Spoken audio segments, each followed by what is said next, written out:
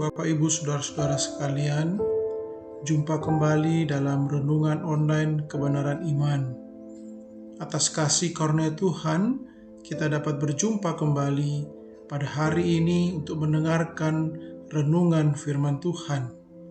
Mari sebelum kita memulai, kita mohon pimpinan Roh Kudus, mari kita berdoa. Bapa yang baik, kami mengucap syukur dan berterima kasih karena atas penyertaan-Mu, atas kasih karunia-Mu pada hari ini, kami kembali boleh dapat bersama mendengarkan, membaca renungan firman Tuhan. Kami butuh pertolongan Tuhan, Roh Kudus-Mu menolong kami, untuk kami dapat mengerti dan memahami firman Tuhan yang akan kami renungkan bersama. Bahkan terlebih daripada itu, kami dapat melaksanakannya di dalam kehidupan kami hari lepas hari. Bersabdalah ya Tuhan, kami anak-anak-Mu sudah siap untuk mendengarkannya. Di dalam nama Tuhan Yesus kami berdoa. Amin. Bacaan kita hari ini terambil dari 2 Korintus pasal 8 ayat yang ke-21. Demikian firman Tuhan.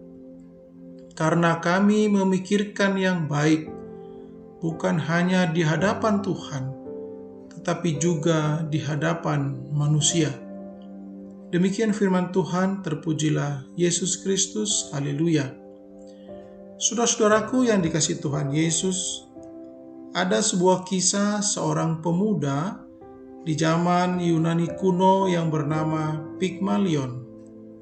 Ia mempunyai bakat seni memahat. Karyanya sangat bagus. Namun bukan karya seninya yang dikenal orang. Namun Pygmalion terkenal sebagai seorang yang suka berpikiran positif. Misalnya, ketika di pasar, seorang pembeli ngotot tawar-menawar, lalu kawan-kawan Pygmalion berbisik dan mengatakan, "Kikir sekali orang itu." Tetapi Pygmalion berkata, mungkin orang itu membutuhkan uang untuk keperluan lain yang lebih perlu. Sudah suatu hari, Pygmalion memahat sebuah patung wanita seukuran tubuh manusia. Patung wanita dipahat dengan wajah tersenyum, cantik, dan tubuhnya menarik. Kawan-kawan Pygmalion berkata, sayang hanya sebuah patung, bukan istrimu." Lalu dewa di gunung Olympus mendengar percakapan mereka dan menghargai sikap Pygmalion. Para dewa memutuskan untuk mengubah patung itu menjadi manusia. Begitulah, akhirnya Pygmalion hidup bahagia bersama istrinya yang konon tercantik di seluruh Yunani. Nama Pygmalion dikenal hingga saat ini untuk menggambarkan dampak pola pikir positif. Jika kita yakin usaha kita akan berhasil, besar sekali kemungkinan upaya itu sudah merupakan separuh keberhasilan. Dampak pola berpikir positif tersebut disebut dampak Pygmalion. Saudara-saudaraku terkasih, you are what you think. Siapa kita adalah apa yang kita pikirkan. Warna hidup tergantung kacamata yang kita pakai. Kalau kita menggunakan kacamata kelabu, segala sesuatu akan nampak kelabu. Hidup menjadi kelabu dan suram. Tetapi kalau kita menggunakan kacamata yang terang, maka segala sesuatu akan tampak cerah. Kacamata yang berprasangka atau benci akan menjadikan hidup kita penuh rasa curiga dan dendam. Tetapi kacamata damai akan menjadikan hidup kita damai.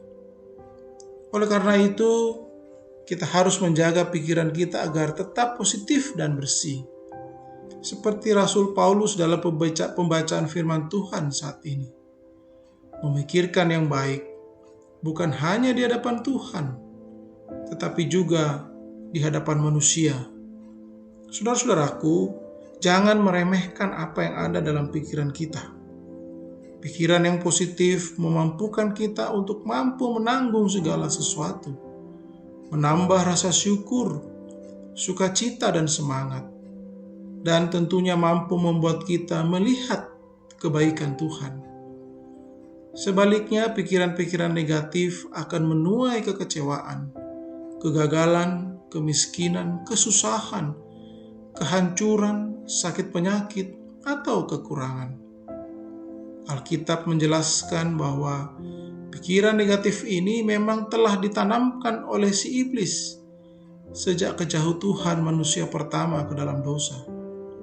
Saat si iblis membujuk Hawa, ia mulai mengembangkan pikiran negatif dan prasangka buruk terhadap kedaulatan dan kemahakuasaan Allah. Akhirnya manusia pertama itu jatuh dalam dosa, dan dosa itu telah menjadi warisan turun-temurun hingga sekarang ini. Tuhan Yesus dengan jelas menasihatkan dalam Filipi 4 ayat yang ke-8, yang demikian bunyi firman Tuhan, "Saudara-saudara, semua yang benar, semua yang mulia, semua yang adil, semua yang suci, semua yang manis, semua yang sedap didengar, semua yang disebut kebajikan dan patut dipuji, pikirkanlah semuanya itu." Saudara-saudaraku, berpikiran positif berarti pikiran yang diubah dan dipenuhi oleh firman Tuhan. Kita ini adalah umat tebusan Allah. Dengan demikian, kehidupan lama kita telah disalibkan di dalam kematian Kristus, dan kehidupan baru itu telah terbit dalam kehidupan kita bersama-sama dengan kebangkitan Kristus. Kita harus selalu berpikiran positif, karena dengan berpikiran positif berarti kita memiliki pikiran Kristus, dan segala yang baik dan benar itu datangnya dari Tuhan.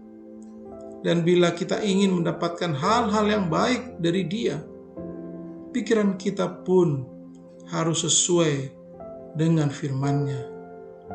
Mari kita menjaga pikiran kita agar tetap positif. Roh Kudus menolong kita. Amin. Mari kita berdoa.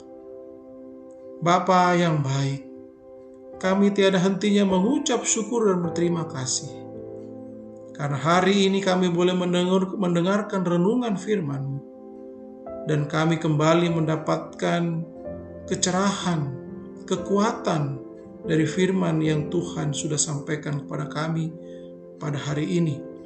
Kami yakin Roh Kudus sudah menolong kami, sehingga firman yang disampaikan sungguh-sungguh dapat menguatkan kami di dalam kami menjalani kehidupan kami, dalam kami menghadapi pergumulan, baik di dalam keluarga, pekerjaan, dan pelayanan kami. Roh Kudus menolong kami ya Tuhan, agar selalu berpikiran positif, menghadapi setiap pergumulan dan tantangan dalam kehidupan kami. Terima kasih ya Tuhan. Terima kasih untuk firman-Mu yang indah pada hari ini. Dalam kesempatan ini ya Tuhan, kami ingin berdoa bagi bangsa dan negara kami, terlebih pada saat pandemi COVID-19 masih melanda negara kami. Berkati program pemerintah kami, program vaksinasi yang sudah berjalan sekian bulan. Kiranya Tuhan memberkati semua masyarakat yang menerima vaksinasi, agar mereka benar-benar memperoleh kekebalan tubuh. Berkati Bapak Presiden, Menteri, Gubernur, para dokter, para tenaga medis yang ikut berpartisipasi, berperan penuh untuk melayani masyarakat. Terima kasih ya Tuhan, berkati mereka, keluarga mereka yang mereka tinggalkan dalam pekerjaan. Tuhan lindungi, Tuhan anugerahkan kesehatan bagi mereka. Terima kasih ya Tuhan. Kami berdoa bagi saudara-saudara kami yang terbaring di rumah sakit maupun isolasi mandiri di rumah-rumah. Kasih karunia Tuhan menyertai mereka, dan Tuhan memberkati makanan, minuman, serta obat-obatan yang mereka pakai. Terima kasih ya Tuhan. Kami juga berdoa untuk program renungan online kebenaran iman ini ya Tuhan. Berkati kami semua yang terlibat di dalamnya.